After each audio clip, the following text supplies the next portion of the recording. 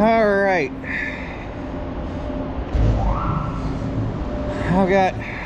We're gonna spread bean ground today. They took our chances, well, they didn't take our chances of rain out per se, but we went from last night 40 to 50% chance of rain starting at noon to now just clouds building in the afternoon with a slight chance of rain but no actual percentage. So hopefully I can get everything spread today except for the muck. I'm not planning on that.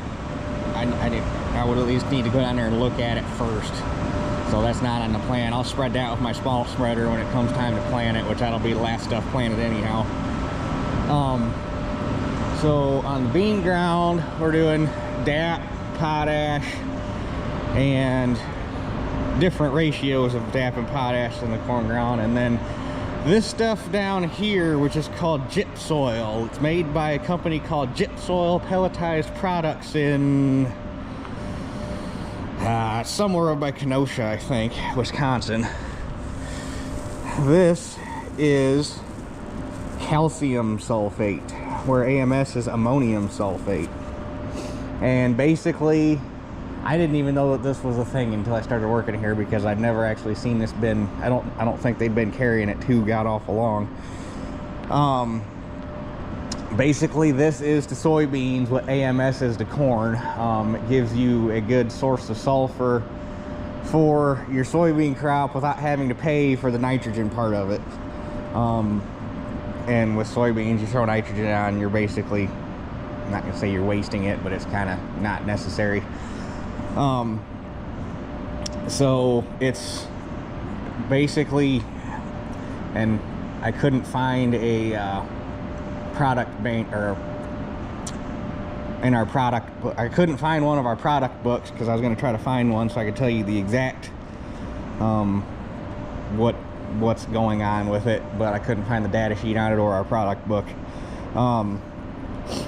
But for all intents and purposes, it's equal parts of, or not necessarily equal, but it's a ratio, a mixture of calcium and sulfur put together in a way that you get a net zero pH change. The soil neutralizing value, or acid neutralizing value, of the calcium is such that it cancels out the acidifying value of the sulfur, because soil and, or nitrogen and sulfur are two big soil acidifiers.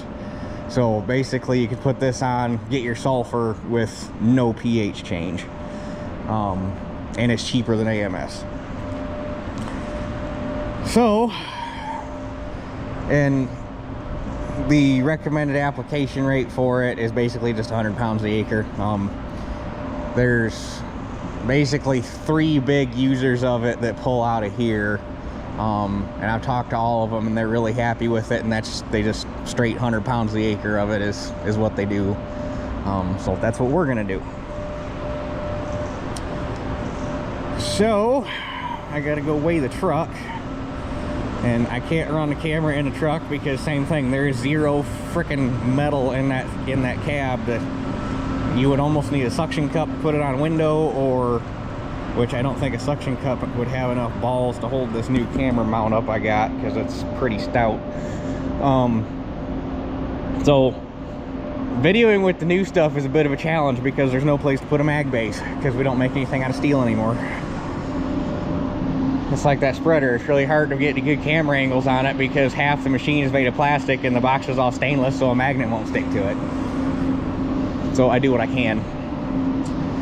But anyhow, I'm gonna go get the truck weighed, because it should have air built up by now. And I got 2 batches to mix, one 13,000 pounder and one 8,000 pounder, and that should get everything but the muck. So we'll start loading and get on the road and see if we can get this. I'm hoping to be done before noon, so I can go switch to some more home type projects that I need to get out of the way before shit really hits the fan here.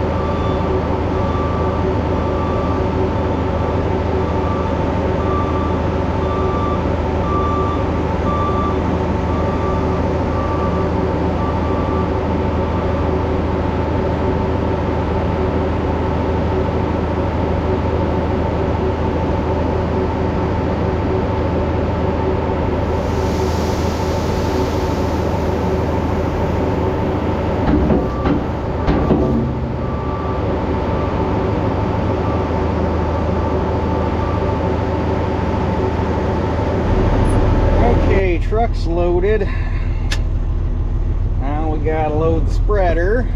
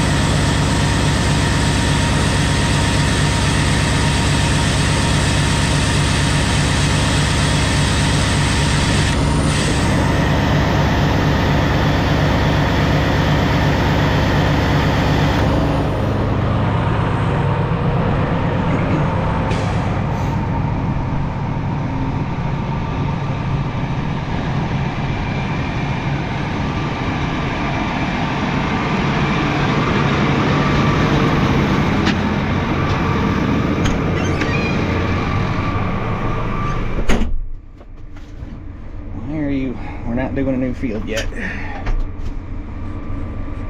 Okay. The lack of metal in this cab just kind of bothers me a little bit.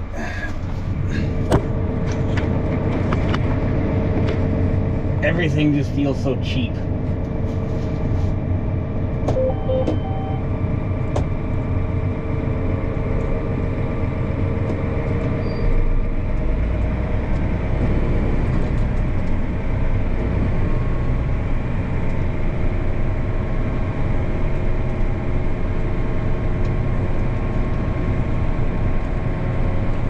And that being said too,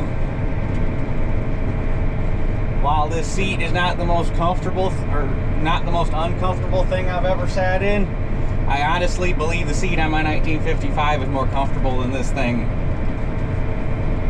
on a long-term basis. I really do.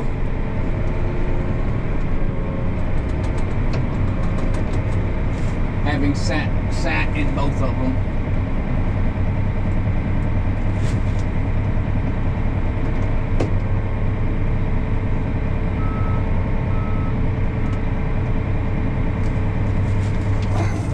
Tarp makes this thing kind of hard to judge where your auger's at. Or not necessarily the tarp, the end caps.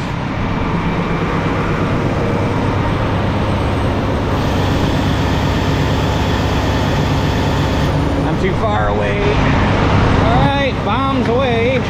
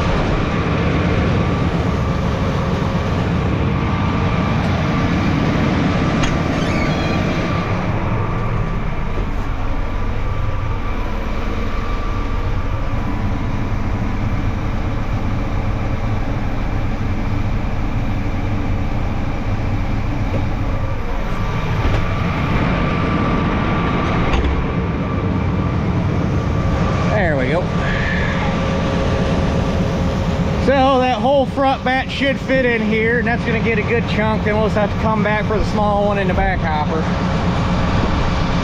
Okay, so I got my new rate put in. 345 pounds the acre is what I want on the bean ground. Bulk density basically didn't change. It's still 64, about 60, 64 and a half, so I'm going to run 65. And then yesterday, remember I couldn't get it to go over 25 mile an hour down the road, and I was like, well, that's kind of odd because that guy will run 35 mile an hour down the road loaded, and it wouldn't make a whole lot of sense for him to change it because that machine's not a whole lot older than this one. And the whole time I was running this thing yesterday, I was like, that one right there, you know, you can't see it because of the sun glare, but you got your speed limit, which that's what that number represents. It's not a gear, that's the the limit as to what it'll let the hydro go to. It's like 10 mile an hour, 11, 12, blah, blah, blah, blah. So last night I did some YouTubing just because, you know, reasons. And the little thumb wheel on the back of that's your speed selector. If you click it, that puts it in speed range 2, and that'll let it go flat out down the road. So, you know, the more you know. So anyhow, off to the first field at a little bit brisker pace this time. All right, we're at the first field.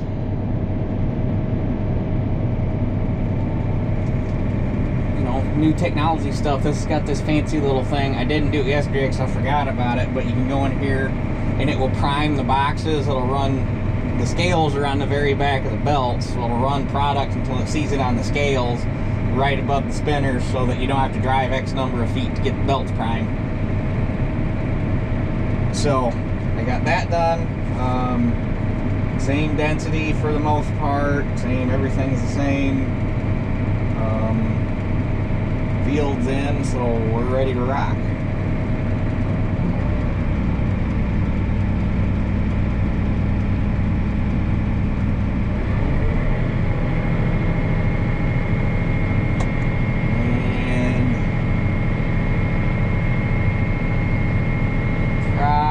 Set an AB line off of this side, so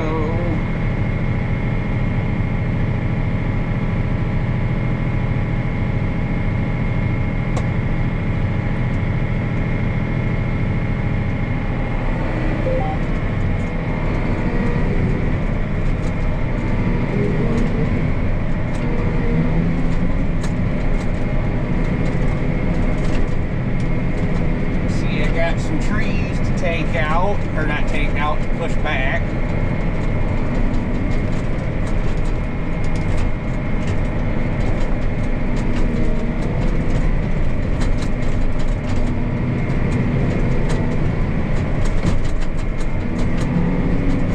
Which I'm kind of surprised. I must be not doing too bad as far as keeping fence lines pushed back, because for the most part, everything I've been over, with all the wind damage we've had in like the last 2-3 weeks with storms coming through, I don't really have many trees to go around and push back where they belong.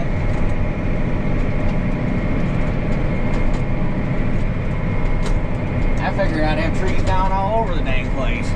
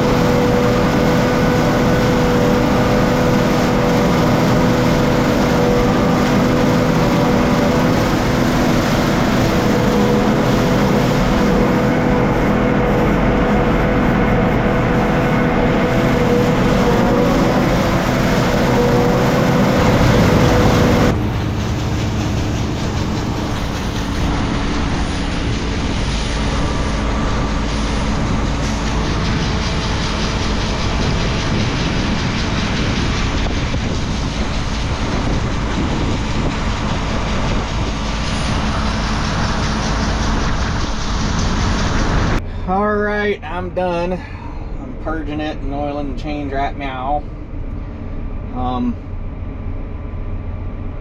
Really didn't have, I cut in 2 spots. One at the field at Mom and Dad's where I expected to, and then, where was the other one? Oh yeah, the field up north of town that's always wet. I cut in a little bit up there in the spots that I expected to, but other than that, floated right across everything. Those tracks right there are not me. Those are from the guy that I rent this from, running his excavator up to that gravel pit this winter. So yeah, that means everything is spread except the muck, and I highly doubt it goes, and that can wait. We're not gonna push it. So, but I got loaded down there, and I just came up here and busted out this last bin because in this thing it is very easy to just turn the music on and just start rolling. It's kind of it's not hard to do. So, but with that being said, I'm gonna, oiling's done. I'm going to head back to the old ranch and park this thing and make sure everything's locked up, and then go home and try to get some yard work done while the weather's nice. So that's it for this one. We'll catch you guys on the next one.